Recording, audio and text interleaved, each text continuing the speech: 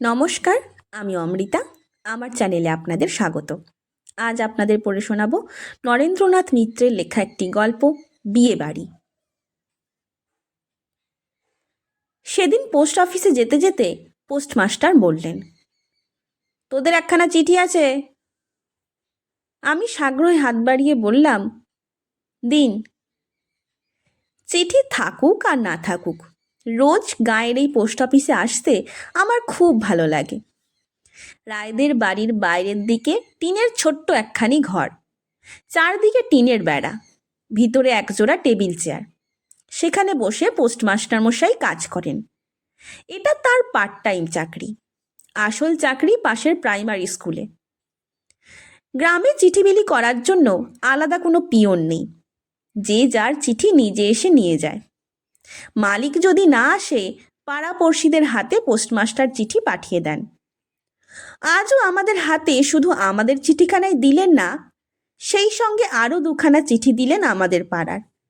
একখানা আমাদের মাস্টারমশাই অক্ষয় কুমার শীলের, আর একখানা জলধর সাহার। তাকে আমরা জ্যাঠামশাই বলে ডাকি।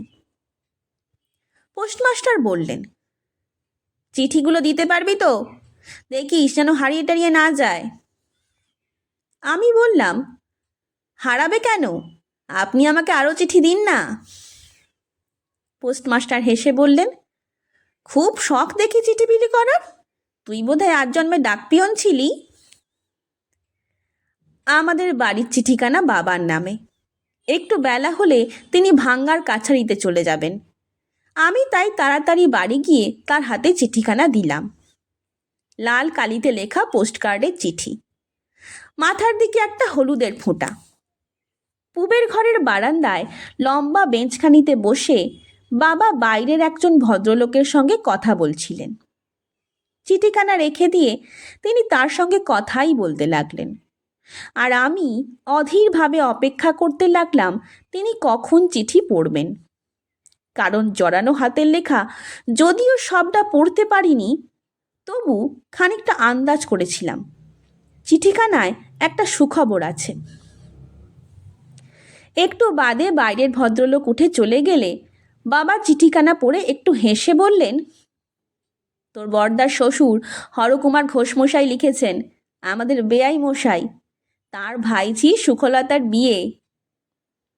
আমি উৎসাহিত হয়ে বললাম, আমাদের সবাইকে যেতে লিখেছেন, তাই না বাবা? বাবা বললেন, কি করে জানলি? বললাম, আসবার পথে একটু একটু চিঠিখানা পড়েছি। বাবা গম্ভীর মুখে বললেন, কেন তুমি পরের চিঠি পড়বে? আমি বাবার মুখের দিকে তাকিয়ে বললাম, আপনি কি পরের চিঠি তো এগুলো, এইসব চিঠি তো আমি পড়িনি। বাবা আমাকে হেসে কাছে টেনে নিয়ে বললেন, বাবা, এই যে উকিলের মতো সওয়াল, বড় হলে তুই কি উকিল হবি নাকি? হতে পারবি? বাবা আমার কাছ থেকে এ প্রশ্নে কোনো জবাব আদায় করে নিতে চাইলেন না। জিজ্ঞাসা করতে পেরেই তিনি খুশি। একটু বাদে বললেন, হ্যাঁ, বেয়াই মশাই আমাদের সবাইকে যেতে বলেছেন।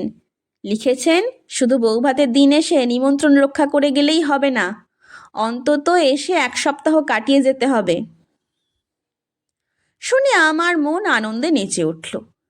2 মাইল দূরে মানিকদি গ্রামে মামা বাড়িতে বছরে একবার করে গিয়ে থেকেছি, তাও খুব ছেলেবেলায়।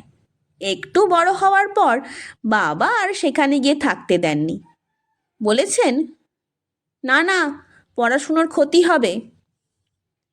পুজোর ছুটি কি গরমের ছুটিতেও সেই এক কথা, ওখানে গেলে পড়াশুনো হবে না, সারাদিন শুধু খেলায় মত্ত থাকবে।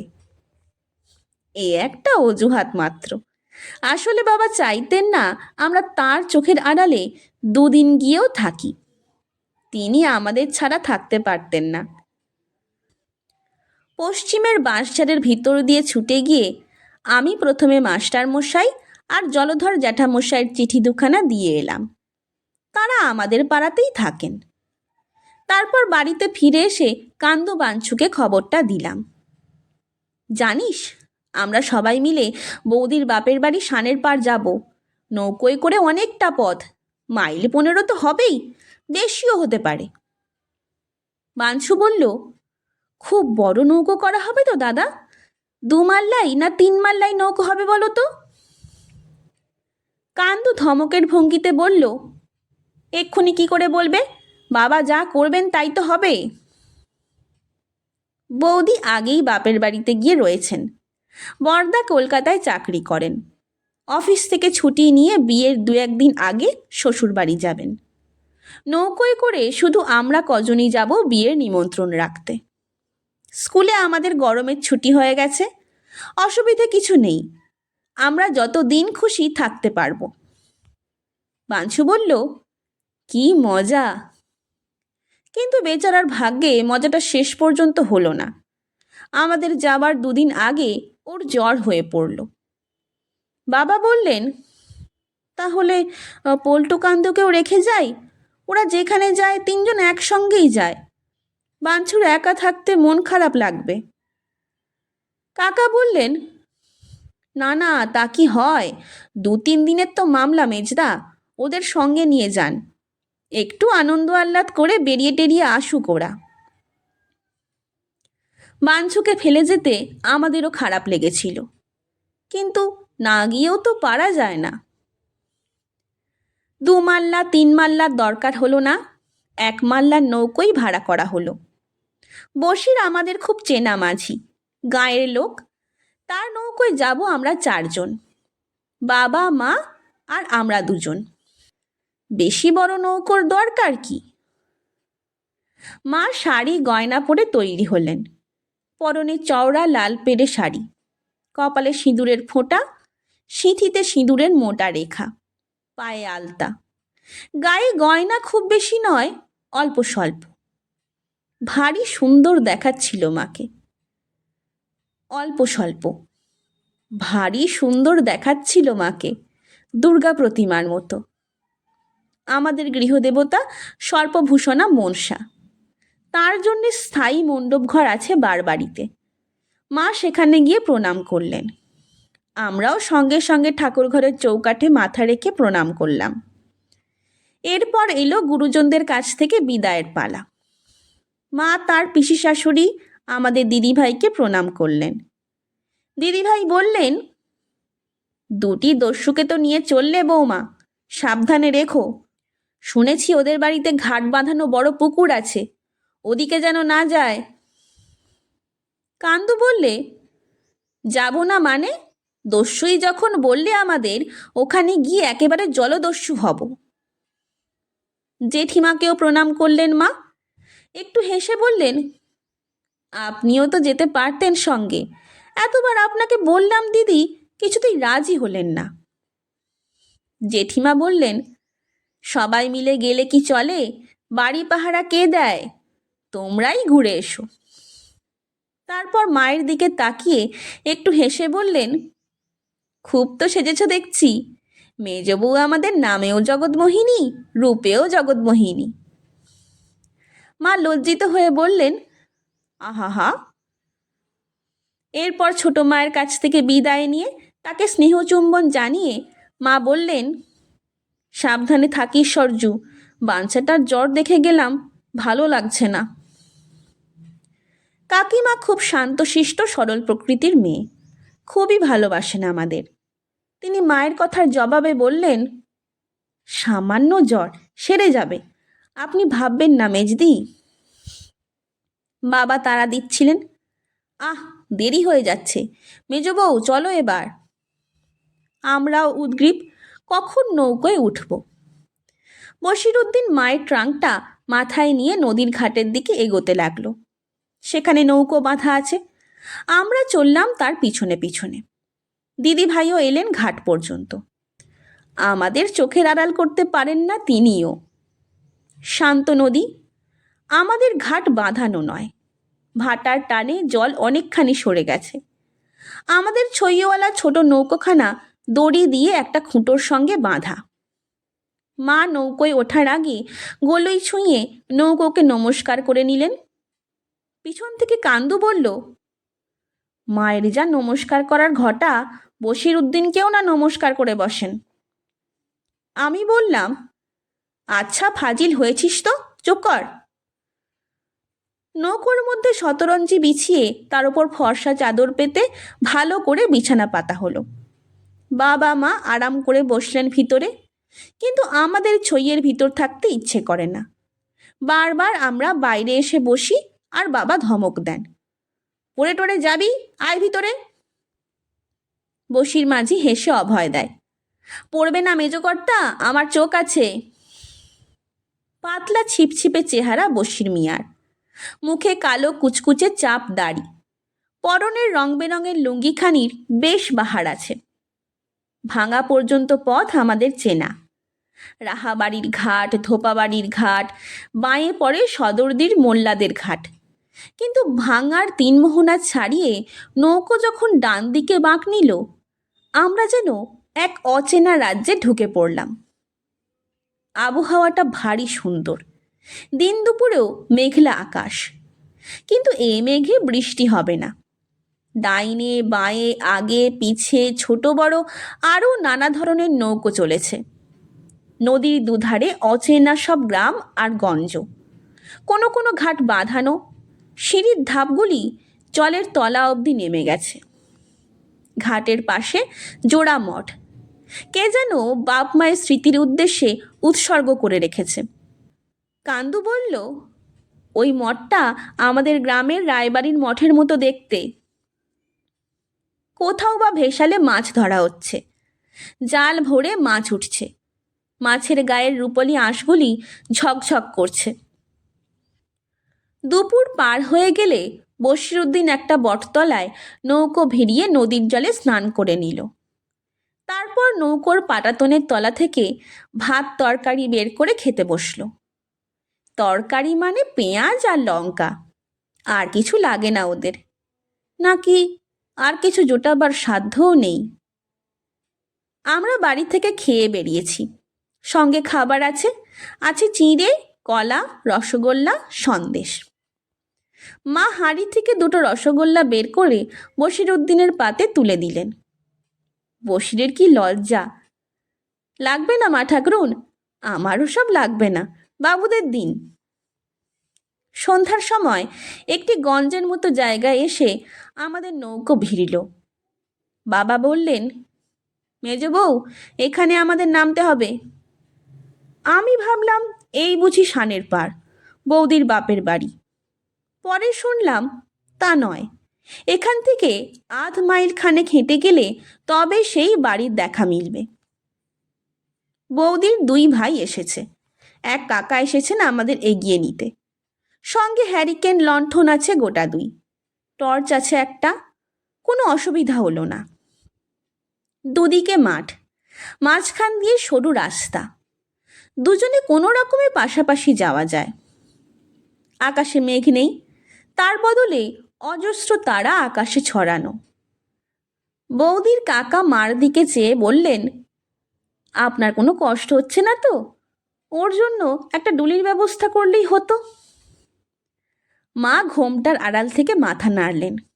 বাবা বললেন, না না প্যারিবাবু, আপনার বেয়ানের হাঁটার অভ্যাস আছে, সারাদিন বসে বসে পা ধরে গেছে, একটু হাঁটলে এখন ভালোই লাগবে। খানিক বাদে আমরা শানের পাড় গ্রামে গিয়ে পৌঁছলাম। বৌদির বাবা কাকারা বেশ বড় লোক, চারিদিকে চক মেলানো পাকা দোতলা বাড়ি, একতলায় দোতলায় মিলিয়ে অনেকগুলি ঘর। ঘরগুলির সম্মুখ দিয়ে লম্বা ঢালা বারান্দা। আমাদের বাড়ির মতোই তিনটে উঠোন, তবে এখানে উঠোনগুলি আরো বড়। কান্দু বলল, দাদা, কত লোক দেখেছ? বাড়ি তো নয়, যেন একটা বাজার। বাবা কি মার হাত ধরে ধরে চলবে, নইলে হারিয়ে যাবে। আমার হাতও ধরতে পারো। বললাম, ফাজিল কোথাকার, কত বড় অভিভাবক এসেছেন, তুই কি আমার দাদা না ঠাকুরদা? এদের বাড়িতে এমনিতেই অনেক লোক, বিয়ে উপলক্ষে আত্মীয় কুটুম্ব এসেছেন আরও বহু। আমরা এসেছি শুনে বৌদি আমাদের খোঁজ খবর নিতে এলেন।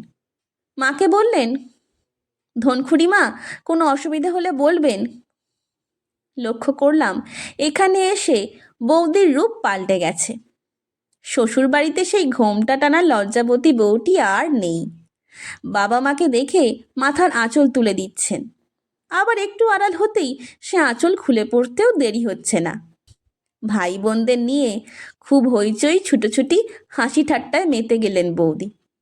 বাপের বাড়িতে এসে তিনি যেন আবার আগের মতো কুমারী কিশোরী মেয়েটি হয়ে পড়েছেন। একটু রাত হলে আমাদের খাওয়ার ডাক পড়ল। একতলায় পিছনের বাড়িতে ঢালা ঢাকা বারান্দা, দুদিকে সারি সারি আসন পাতা হয়েছে। খানিক দূরে রান্নাঘর, তার লাগা ভাঁড়ার ঘর, সেখান থেকে খাবার নিয়ে আসা হচ্ছে। পরিবেশন করছেন দুজন বর্ষীয়সী মহিলা। উঁচুতে দুদিকে দুটি 14 লাইট টাঙানো। লম্বা বড় ঝকঝকে চিমনির ভিতর থেকে আলো বেরিয়ে আসছে। আমি আর কান্দু পাশাপাশি বসেছি। বাবা মা এখন খাবেন না, তারা খাবেন বড়দের সঙ্গে আরও রাত হলে। কিন্তু আমাদের সমবয়সী তেমন কাউকে দেখতে পাচ্ছি না যে আলাপ করি। কান্দু বলল, দেখেছো দাদা, উঁচুতে দুদিকে দুটো পাখির খাঁচা ঝুলছে। পাখি দুটো ঘুমুচ্ছে। কি পাখি বলো তো? কি করে বলবো, আমি তো আর দেখিনি। বোধহয় টিয়া কি ময়না। কান্দু বলল, টিয়াই হোক আর ময়নাই হোক, দুটো পাখি কিন্তু ঘুমুচ্ছে। আচ্ছা, ঘুমের মধ্যে যদি হেগে মুতে দেয় তাহলে কি হবে? আমি বললাম, যা। কান্দু বলল, ওই যে দক্ষিণ দিকে টাকমাথা ভদ্রলোক বসে বসে খাচ্ছেন, ওর মাথায় পড়বে। কি উদ্ভট চিন্তাই না কান্দুর মাথায় আসে। খাওয়া দাওয়া শেষ হলে আমি বৌদিকে চুপি চুপি বললাম, বৌদি, তোমার কোন বোনের বিয়ে? তাকে একটু দেখব। বৌদি হেসে বললেন, ও মা, তোর পেটে পেটে এত, চল তোকে বিয়ের কোণে দেখিয়ে নিয়ে আসি। তারপর এ ঘর ও ঘর ঘুরে এ বারান্দা সে বারান্দা পার হয়ে বৌদি আমাকে একটি ঘরের সামনে এনে দাঁড় করিয়ে দিলেন। ঘরের মধ্যে নানা বয়সী একদল মেয়ে কথা বলছে আর হাসাহাসি করছে। বৌদি বললেন, ও সখী, এদিকে আয়, আমার দেওয়ার পল্টু বিয়ের কনেকে একবার দেখতে চায়। আরও কয়েকটি মেয়ে বিয়ের কনেকে ঠেলে সামনের দিকে এগিয়ে দিল। কাল বিয়ে, আজ অধিবাস। পরনে লাল পেরে শাড়ি, গা ভরা গয়না কি সব। আমি লজ্জায় বৌদির সেই বোনের দিকে তাকাতেই পারলাম না। ভারী রাগ হলো বৌদির ওপর। আমি কোথায় গোপনে গোপনে বললাম কথাটা বৌদিকে, আর উনি আমাকে সবার সামনে অপদস্থ করলেন। আচ্ছা, দুদিন বাদে আমাদের বাড়িতে তো যেতে হবে, তখন মজাটি টের পাবেন। কিন্তু সে তো ভবিষ্যতের কথা। বৌদি আমাকে আরও নাজেহাল করে তুললেন।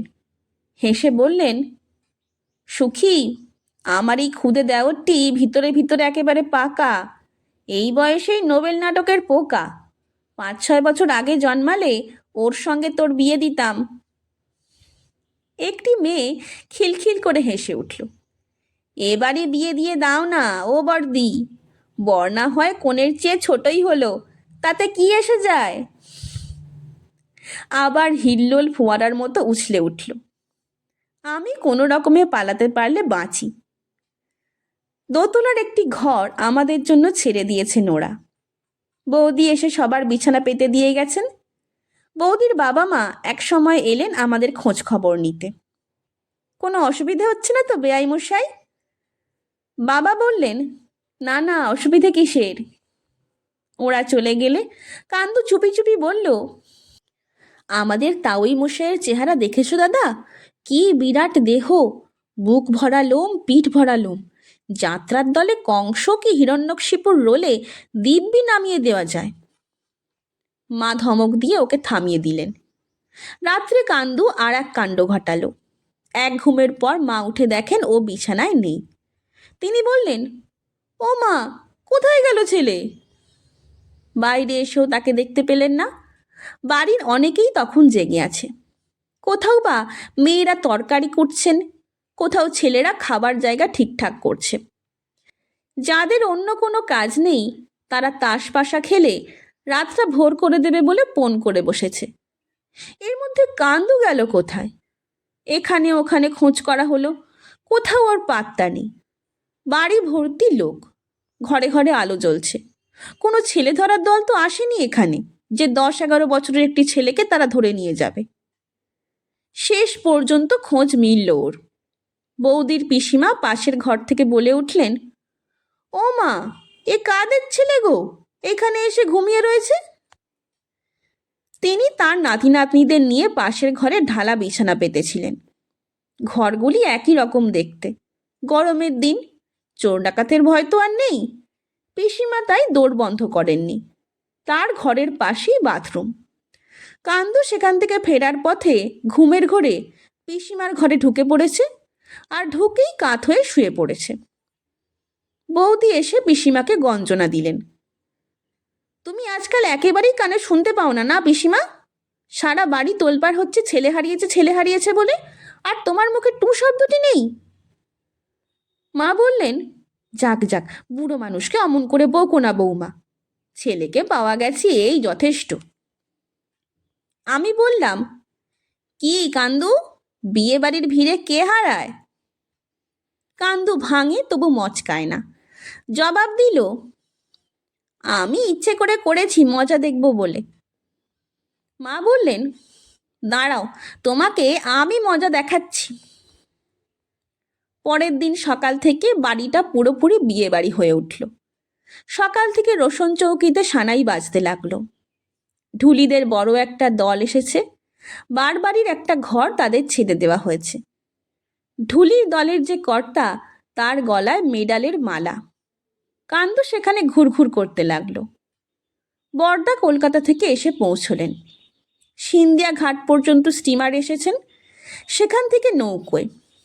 তাকে দেখে আমাদের খুব আনন্দ হলো। একজন আপনজনকে পেয়ে গেলাম। কিন্তু কিছুক্ষণের মধ্যে শ্যালক শালিকাদের ভিড়ে কোথায় যে তিনি অদৃশ্য হয়ে গেলেন, আমরা তার আর খোঁজ পেলাম না। সারাদিন ধরে লোকজনের আনাগোনা, খাওয়া দাওয়া, গান বাজনা চলল। যার যা খুশি সে তাই করে বেড়ালো। বিয়ে বর আর কনের, কিন্তু আনন্দ আহ্লাদ সর্বজনের। সবচেয়ে মজা হলো বর আর বরযাত্রীরা আসবার পর। আমাদের মতো ওরাও নৌকোয় করে রাজৈরের ঘাটে এসে নামলেন। তবে আমরা এসেছিলাম ছোট এক মাল্লাই নৌকোয়, আর ওরা এলেন পানশিতে। বরের সঙ্গে বরযাত্রী 50 জন। নদীর ঘাট থেকে বরকে আনা হলো পালকি করে। বরযাত্রীরা এলেন হেঁটে। হাঁটতে গিয়ে কে যেন হোঁচট খেয়েছিলেন।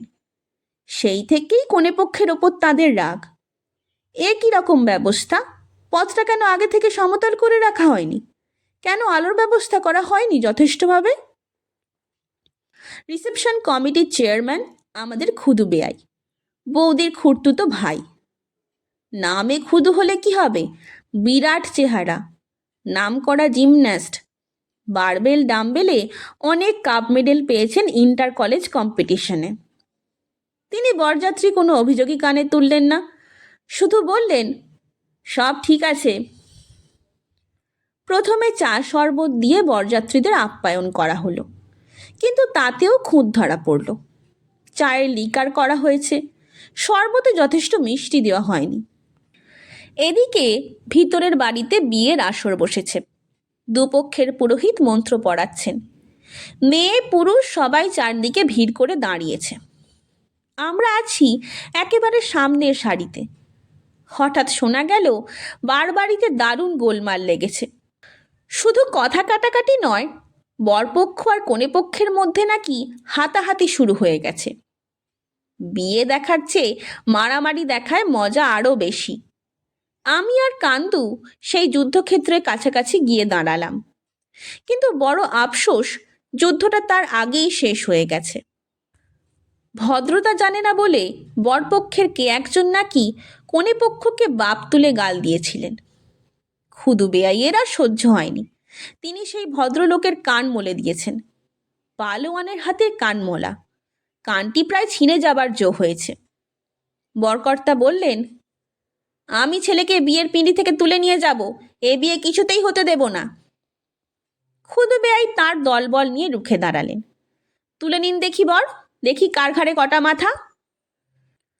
বাবা এসে মাঝখানে পড়ে দুপক্ষের বিবাদ মিটিয়ে দিলেন। কান্দুর সেই হিরণ্যকশিপু বৌদির বাবা হাত জোর করে ক্ষমা চাইলেন জিমনাস্ট ভাইপোর হয়ে। বিয়ের বাকি অংশটা শান্তিপূর্ণভাবে সম্পূর্ণ হলো, কিন্তু আমাদের ক্ষোভ রয়ে গেল যুদ্ধটা লাগতে না লাগতেই মিটমাট হয়ে গেল বলে। কান্দু নালিশ করে বলল, বাবা ওই রকমই করেন, ওর কেবল সালিশি আর সালিশি। বাসি বিয়ের পরদিন আমরা আবার নৌকোয় উঠলাম। এবার ফেরার পালা। বৌদিরা বলেছিলেন আরও দুটো একটা দিন থেকে যেতে, কিন্তু কোর্টে বাবার জরুরি কাজ আছে বলে থাকা হলো না। সেই এক মাল্লাই নৌকো। তবে এবার আর আমাদের সেই বশিরউদ্দিন মাঝি নয়, বৌদিদের চেনা জানা আর একজন লোক। এই মাঝি বয়সে আরও জোয়ান, এরও পরনে ময়ূরকণ্ঠী লুঙ্গি, গালে চাপ দাড়ি, কিন্তু বশিরউদ্দিনের মাথায় বাবরি ছিল না, এর আছে। প্রথম প্রথম নৌকো বেশ ভালোই চলতে লাগলো। আমরা তাড়াতাড়ি বাড়ি পৌঁছতে পারবো বলে খুব ভোরে রওনা হয়েছি। ক্রমে বেলা বাড়তে লাগলো, আকাশে সূর্যের তাপ বেড়ে চলল। ছইয়ের নিচে বসে আমরা বিয়েবাড়ির গল্প করতে করতে চললাম। হঠাৎ এক জায়গায় এসে আমাদের নৌকো অচল হয়ে গেল। বাবা মাঝে মাঝে বাইরের দিকে তাকাচ্ছিলেন। জিজ্ঞাসা করলেন, কি হলো মাঝি? নৌকো আর চলবে না কর্তা। কেন? মাঝি বলল, বেরিয়ে এসে দেখুন কি হয়েছে। বাবা তার আগেই ছইয়ের বাইরে চলে এসেছিলেন। সঙ্গে সঙ্গে আমরাও দেখলাম নদীতে জল আর দেখা যায় না। যতদূর দৃষ্টি যায় সবুজ রঙের কচুরির গাঁটে নদী একেবারে ভর্তি। ধারে কাছে আর কোনো নৌকো নেই। এই বিস্তীর্ণ কচুরির গাঁটের প্রান্তে স্থির হয়ে দাঁড়িয়ে আছে। মাঝি প্রাণপণ বৈঠা চালাচ্ছে, কিন্তু নৌকো নড়ছে না। বৈঠা রেখে মাঝি লগি নিল, কিন্তু অবস্থার কোনো পরিবর্তন হলো না। মা বললেন, সর্বনাশ, এখানেই তো সারা দিনরাত আটকে পড়ে থাকতে হবে দেখছি, এখন উপায়? বাবা বললেন, উপায় তো কিছু দেখতে পাচ্ছি না। মা বললেন, নিজেদের জন্য ভাবি না, কিন্তু ছেলে দুটো তো শুকিয়ে মরবে। কান্দু বলল, মা, এবার নিশ্চয়ই তুমি নৌকোয় ওঠার সময় আর প্রণাম টোনাম করনি, তাই এই দশা। বাবা হেসে বললেন, চুপ কর বেটা গোপাল ভাঁড়, এদিকে বিপদের শেষ নেই আর ওর রসের ফোয়ারা ছুটছে। তারপর মাঝির দিকে তাকিয়ে বললেন, লগি বৈঠায় কোনো কাজ হবে না, গুণ লাগাও। মাঝি বলল, আমিও তাই ভাবছি বাবু। গুণ হলো সরু আর শক্ত দড়ি। মাঝি সেই দড়ির একটা দিক নৌকোর সঙ্গে বেঁধে ডাঙায় নেমে গেল। বাবা বললেন, তোমার একার কর্ম নয়, আমিও আসছি। তিনিও ডাঙায় নামলেন। তারপর মাঝি আর আরোহী দুজনে মিলে সেই ঘন কচুরির গাঁটের ওপর দিয়ে নৌকো টেনে নিয়ে যেতে লাগলেন। কান্দু বৈঠাখানা নিয়ে হাল ধরে বসে রইল। 1.5 ঘন্টা 2 ঘন্টা বাদে আমরা জলের নাগাল পেলাম। একটি ঘাটে এসে নৌকো ভিড়ল। আমাদের বাড়ির ঘাট না, অচেনা গ্রামের অচেনা এক ঘাট। বাবা বললেন, এ গ্রামের নাম বগাইল, এখানে আমার এক বন্ধু আছে, এখানে নেমে ছেলেদের কিছু খাইয়ে নাও। আমাদের দেখে বাবার সেই বন্ধু খুব যত্ন করে সবাইকে বাড়িতে তুলে নিয়ে গেলেন। তার অবস্থা তেমন ভালো নয়, 2খানা ছোট ছোট টিনের ঘর, সামনে সামান্য একটু উঠোন। বাবার কাছে তিনি সব বৃত্তান্ত শুনলেন। তার স্ত্রীকে বললেন তাড়াতাড়ি ভাত চড়িয়ে দিতে। তাল পাখা দিয়ে বাবাকে হাওয়া করতে লাগলেন নিজের হাতে। জামাটা বাবা নৌকোয় খুলে রেখেছিলেন, কিন্তু তার গেঞ্জিটা ঘামে ভিজে উঠেছে। খানিক বাদে আমরা সবাই মিলে খেতে বসলাম, শুধু ডাল আর ভাত। কিন্তু সেই অবেলায় খিদের মুখে সেই অন্ন বিয়েবাড়ির মিঠাই মন্ডার চেয়েও বেশি মধুর লাগলো। শুনছিলেন নরেন্দ্রনাথ মিত্রের লেখা একটি গল্প বিয়ে বাড়ি। গল্প পাঠ কেমন লাগছে তা আমাকে কমেন্টের মাধ্যমে জানান। যদি ভালো লাগে তবে লাইক, শেয়ার এবং সাবস্ক্রাইব করে পাশে থাকবেন। ধন্যবাদ। নমস্কার।